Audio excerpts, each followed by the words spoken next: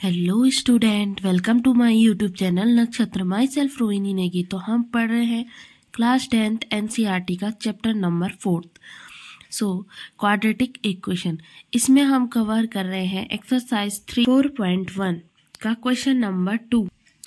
The question number 2 is represent the following situation in the form of quadratic equation। आपको नीचे कुछ situation दी गई है, आपने उनसे क्वाड्रेटिक इक्वेशन बनानी है। इसका फर्स्ट पार्ट है the area of a rectangular plot is 528 metre square. Rectangular plot का जो एरिया है वो आपको गिवन है 528 metre square. The length of the plot in metre, जो लेंथ है प्लॉट की मीटर में, is 1 more than twice its breadth. वो उसकी ब्रेथ के ट्वाइस है और मोर देन मतलब एक ज्यादा है 1। Need to find the length and breadth of the plot. तो हमको क्या फाइंड करना है? लेंथ और ब्रेथ प्लॉट की। देखो यहाँ आपको क्या गिवन है कि length of the plot is 1 more than twice its breath, यानी कि ब्रेथ के ट्वाइस है। इट मीन्स कि आप लेट करोगे कि ब्रेथ हमारी क्या है? x है, ठीक है ना। तो मैंने यहाँ पे लेट कर लिया कि let breadth is equal to x। Length is equal to क्या हो जाएगी हमारी? लेंथ हो जाएगी, बोला है ब्रेथ के ट्वाइस है, ट्वाइस मतलब कि 2 गुना है। तो ब्रेथ हमारी x है और ट्वाइस मतलब कि 2x, और 1 मोर देन है। तो 1 मोर देन मीन्स कि +1 है, ठीक है, कि जो हमारी लेंथ है वो ब्रेथ के ट्वाइस है और 1 मोर देन है।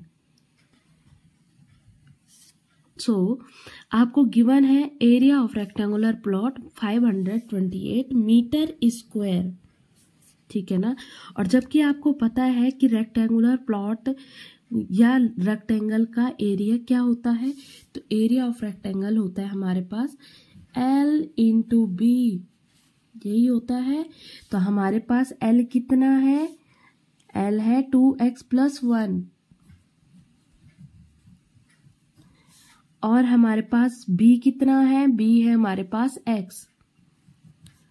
और जो ये l इंटू बी है वो कितना गिवन है? 528 मीटर स्क्वायर।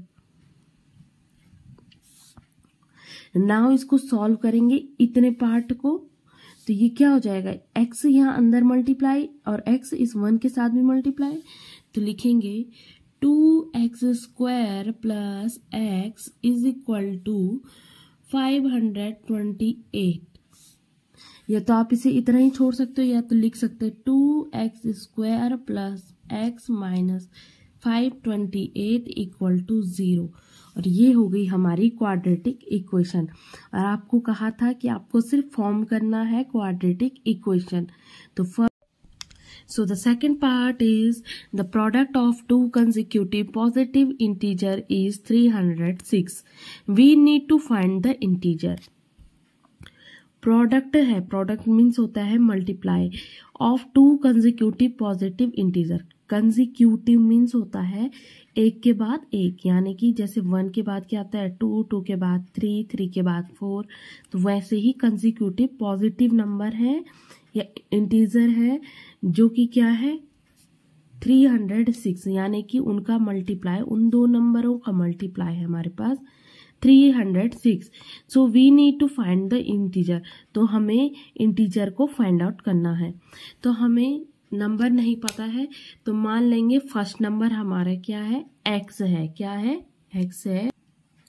तो मैंने लिख दिया let the first number is x। तो सेकंड नंबर क्या होगा? कंसेक्यूटिव बोला मैंने, 1 के बाद 2 आता है, यानी कि 1 + 1 = 2। तो वैसे यहाँ पे अगर कोई नंबर x है तो उसका सेकंड नंबर क्या होगा? x + 1। अब बोल रहा है प्रोडक्ट ऑफ 2 कंसेक्यूटिव नंबर। तो एक नंबर x है, दूसरा नंबर x + 1 है, इन दोनों का प्रोडक्ट यहाँ पे आया ना प्रोडक्ट, ठीक है। कितना है हमारे पास? 306। तो हमें इंटीजर फाइंड करना है, तो पहले इसे सॉल्व करेंगे। x into x is x², x into 1 is +x is equal to 306। आप इतना भी छोड़ सकते हैं, या इसको लिखेंगे x square plus x minus 306 is equal to 0। ये आपकी बन गई quadratic equation. So the third part is Rohan's mother is 26 years older than him. Rohan की मम्मी रोहन से 26 साल क्या है, बड़ी है, ठीक है। The product of their ages in year 3 year from now will be 360।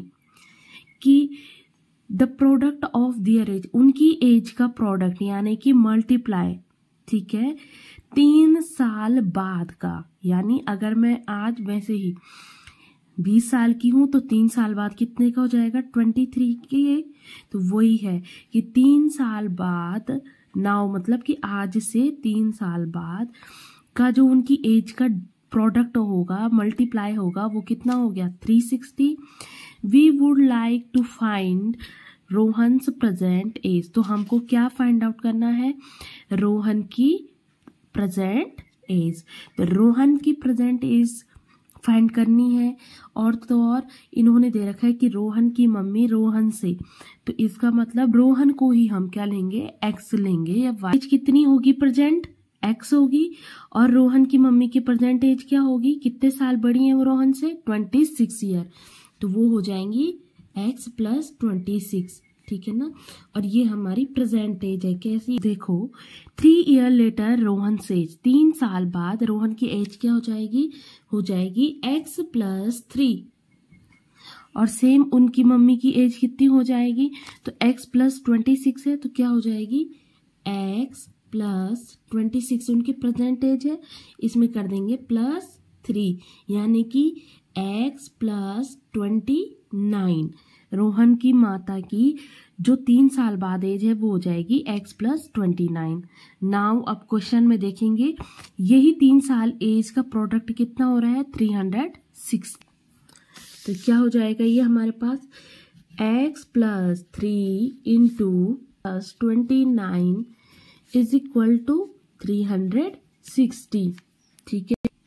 Now इसको सॉल्व करेंगे, एक्स का मल्टीप्लाई एक्स के साथ तो हो गया x square plus x into 29, तो 29x plus 3 into x, 3x plus 3 into 29, 87 is equal to 360, ठीक है। नाउ सॉल्व करेंगे आगे, एक्स स्क्वायर प्लस 29 में 3 ऐड करेंगे, कितना हो जाएगा 32x। अब इसको इधर ले आएंगे तो हो जाएगा प्लस 87 माइनस 32x। ये कितना हो जाएगा, माइनस, देखो प्लस माइनस का माइनस, तो 87 गए 360 में, तो कितना बचा, क्या हो गया ये 273 इक्वल टू 0, ठीक है। Now the next question is a train travel a distance of 480 kilometre at a uniform speed। कि कोई ट्रेन है जो ट्रेवल कर रही है कितनी डिस्टेंस पे, 480 किलोमीटर डिस्टेंस कर रही है एक समान स्पीड से, ठीक है। If see speed had been 8 kilometre per hour less, अगर वो अपनी जो उसकी क्या है स्पीड है, ठीक है ना, सपोज वो कुछ भी स्पीड चल रही है उसमें उसने 8 किलोमीटर स्पीड कम कर ली है, then it would have taken 3 hour more to cover the same distance. और वो 480 किलोमीटर डिस्टेंस को कवर करने में 3 आवर ज्यादा ले रही है, ठीक है। We need to find the speed of the train, तो हमको ट्रेन की स्पीड फाइंड आउट करनी है। तो यहाँ पे लिखा है let the speed of train be x kilometre per hour. मैंने मान लिया है कि जो ट्रेन की स्पीड है वो कितनी है, हमारे पास x किलोमीटर है। होता है formula d is equal to s into t. d यहाँ पे डिस्टेंस है, s यहाँ पे स्पीड है और t हमारा टाइम है, ठीक है। तो लिखेंगे time taken to travel 480 kilometre, कितना टाइम लगाएगी, तो 480 यानी टोटल डिस्टेंस अपॉन स्पीड, और स्पीड कितनी है हमारे पास x, 480 upon x। Now at the speed of train. तो अब स्पीड कितनी कम कर दी है, -8। पहले x थी, अब कितनी कर दी है, -8 किलोमीटर, ठीक है ना, पर आवर।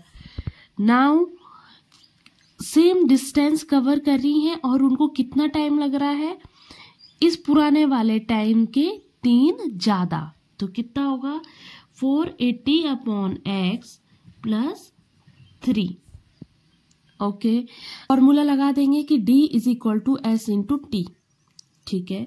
तो लिखेंगे यहाँ पे हम, कितनी है हमारे पास, x - 8 × टाइम कितना है, तो 480/x + 3, और जो टोटल डिस्टेंस है वो है 480।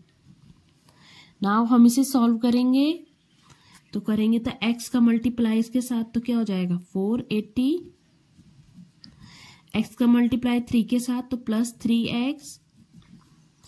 नाउ इस 8 का मल्टीप्लाई इधर तो क्या हो जाएगा, -8 0 जा 0, 8 8 जा /x + 8 3 जा 24 = 480, ठीक है। अब क्या करेंगे, इस x का मल्टीप्लाई इस पूरे के साथ, ठीक है। अब देखो x को मल्टीप्लाई करेंगे 480 के साथ, इस x का मल्टीप्लाई 3x के साथ, इस x का मल्टीप्लाई 24 के साथ, और ये पूरे के अपॉन में x आ जाएगा। तब मैं इस x को इक्वल टू की दूसरी साइड ले जा सकती हूँ, ठीक है। तो ये हो गया। नाउ इसे सॉल्व करेंगे, तो जो स्क्वायर वाली टर्म में पहले उसे लिखेंगे 3x²। अब देखो x वाली टर्म, ये 480, इधर भी 480x, तो कैंसिल आउट हो गया, ठीक है ना। यानी कि ये हो गया हमारा कि +480x + 24x - 3840 = 0। अब देखो ये 480 कैंसिल आउट हो गया, तो बचा क्या, ये बचा 3x² + 24x - 3840। अब देखो इसमें 3 कॉमन है, तो मैं इसमें अगर 3 कॉमन ले लूंगी तो ये बचेगा x² + 8x - 1280, ठीक है। So thank you, do like, subscribe and share.